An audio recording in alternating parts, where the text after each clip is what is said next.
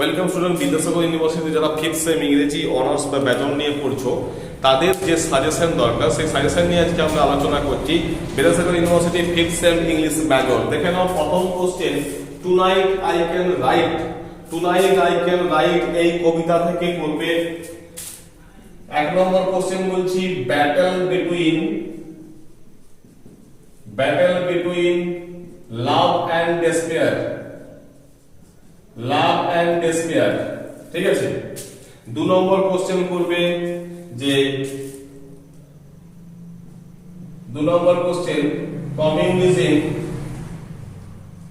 Communism rescued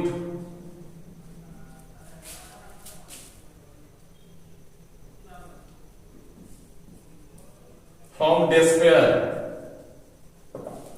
এটা এরপর দেখো আমরা এই ফার ক্রাই ফ্রম আফ্রিকা থেকে, অর্থাৎ এখান থেকে দুটো কোশ্চেন দিলাম। ফার ক্রাই ফ্রম আফ্রিকা থেকে করবে কলোনিজম। এক নম্বর কোশ্চেন, কলোনিজম এন্ড ডিভাইডেড আইডেন্টিটি। দু নম্বর কোশ্চেন করবে এখান থেকে টাইটেল। তিন নম্বর কোশ্চেন একটা আছে, সেটা হচ্ছে কি না, হিউম্যানিটি এন্ড ভায়োলেন্স। এটা কিন্তু 5 মার্কসও পড়তে পারে, হিউম্যানিটি এন্ড ভায়োলেন্স, ঠিক আছে। তাহলে দুটো হয়ে গেল। Small town and the river, এখান থেকে করবে ইমেজারি অফ দ্য পোয়েম। একটা কোশ্চেনই করবে, আর কিছু করতে হবে না। ইমেজারি অফ দ্য পোয়েম, ঠিক আছে। ইমেজারি অফ দ্য পোয়েম, এখান থেকে একটা কোশ্চেনই করবে। নেক্সট দেখো, দ্য গার্ল হু ক্যান।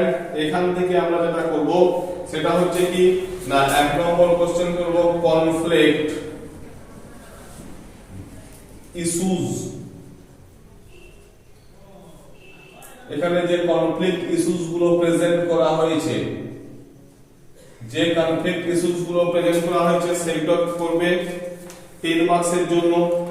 আর কি করবে এখানে, দু নাম্বার হচ্ছে ক্যারেক্টার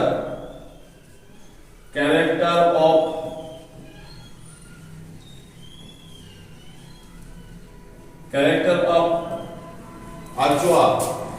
আর এখানে কি করবে, এটা 5 মার্কসের কোশ্চেন করবে।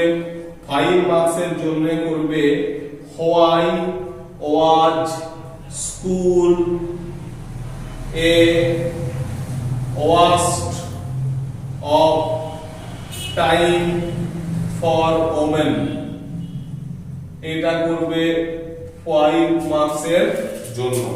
তাহলে my dear student, things fall apart থেকে আমি স্পেসিফিক ভিডিও করে দিয়েছি 5 এবং 10 মিলিয়ে।